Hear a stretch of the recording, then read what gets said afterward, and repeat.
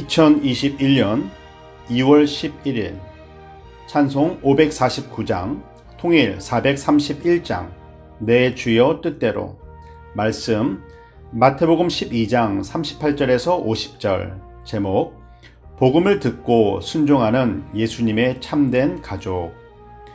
서기관과 바리새인 중 몇 사람이 예수님께 표적을 구합니다. 이들은 하나님의 말씀을 읽고 연구하며 율법을 지키려고 애쓰는 열심 있는 종교인들이었습니다.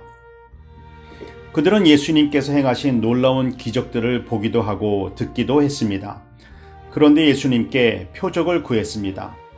표적을 구했다는 것은 다른 말로 하면 당신은 누구십니까? 라는 질문을 한 것입니다.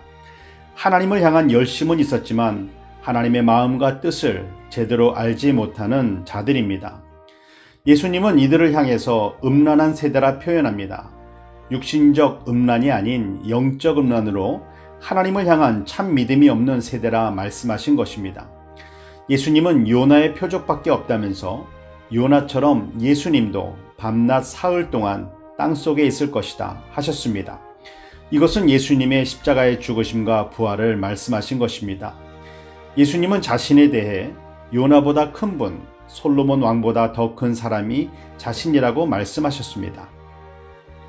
더러운 귀신이 나갔다가 갈 곳이 없어 다시 있던 곳으로 돌아와 보니 깨끗해서 더 악한 귀신 7을 데리고 들어가니 그 사람의 형편이 이전보다 더 심하게 되었다 말씀하셨습니다.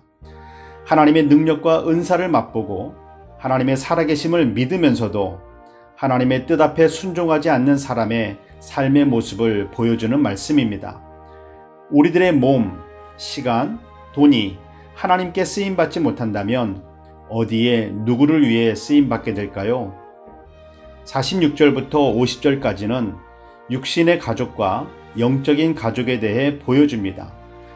예수님의 어머니와 동생들이 찾아왔다고 하자 예수님은 제자들을 향하여 하나님의 뜻에 순종하는 너희들이 나의 어머니요 동생들이라 말씀하셨습니다. 육신의 가족을 무시하는 것이 아니라 하나님을 아버지라 부를 수 있는 사람들은 예수님 안에서 모두 한 가족임을 가르쳐 주신 것입니다. 예수님을 개인의 구원자와 주인으로 영접하셨습니까? 그렇다면 예수님 안에서 우린 한 가족입니다. 기도하겠습니다. 사랑의 하나님, 어리석은 서기관들과 바리새인들처럼 자기 방식, 자기 열심으로 믿음 생활 한 적은 없는지 돌아보게 하옵소서. 죄를 깨닫고 회개하여 깨끗해진 마음에 말씀과 기도로 충만케 하시어 하나님의 뜻에 순종하는 예수님의 가족으로 살아가게 하옵소서. 예수님의 이름으로 기도드립니다. 아멘.